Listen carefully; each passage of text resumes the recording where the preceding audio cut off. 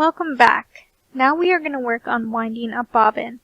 Before you begin to wind the bobbin for your sewing machine, please check your handbook, your manual, for the type of bobbin that you need and the set of rules that apply for your make and model of machine.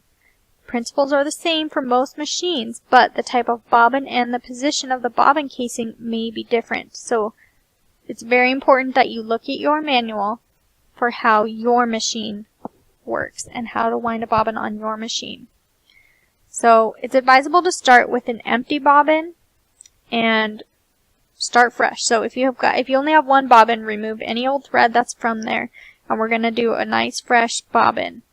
I highly suggest buying extra bobbins if you haven't already, because you're probably going to be using a few different colors and you want to have them on there and ready to go and not have to remove thread. So purchase some extra bobbins if you are able or haven't already.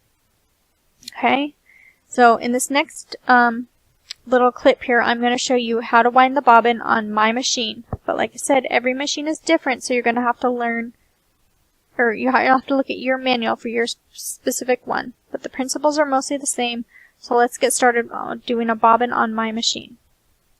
The first thing I want you to do before you actually get to your sewing machine is grab your manual and make sure that you know the type of bobbins that your sewing machine requires.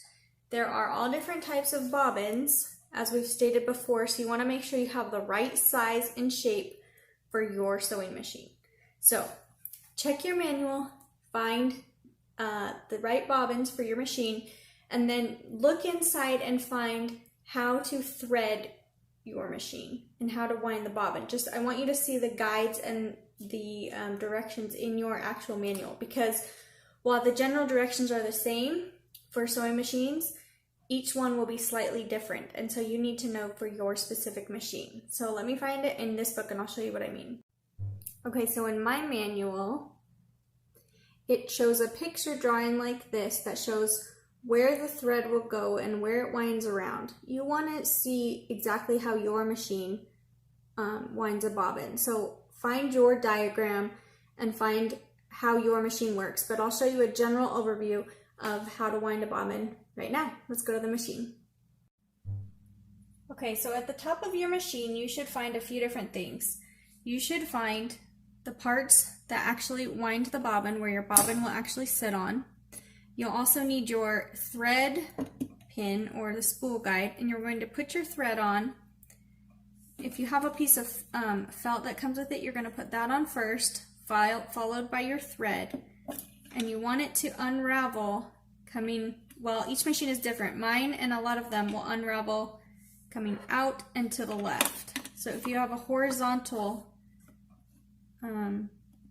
spool pin, it'll come out and towards the left, and then you want to put your spool cap on so that it doesn't go flying off.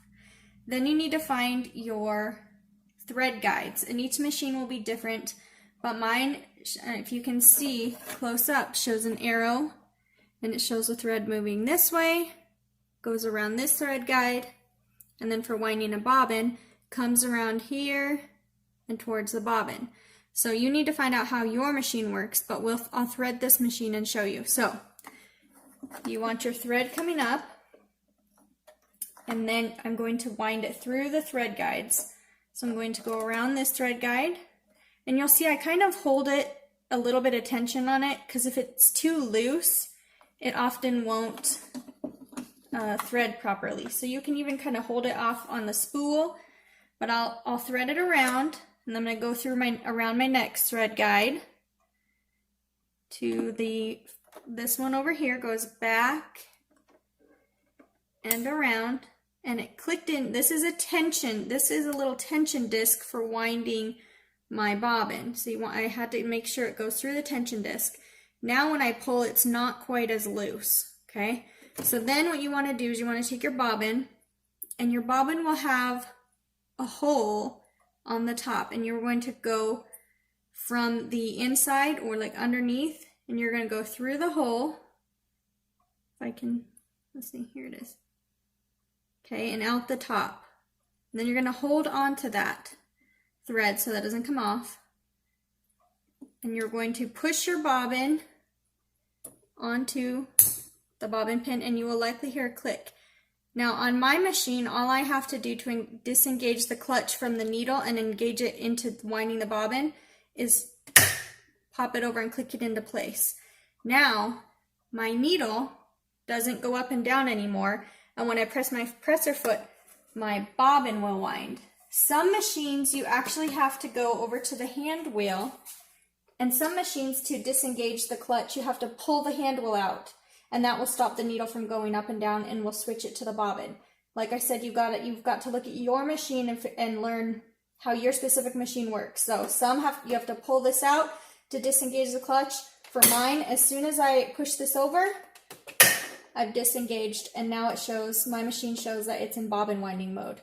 So now I'm going to hold on to this top thread while the first few spins go around, and I'm going to push down on my foot pedal, and you'll see it start winding.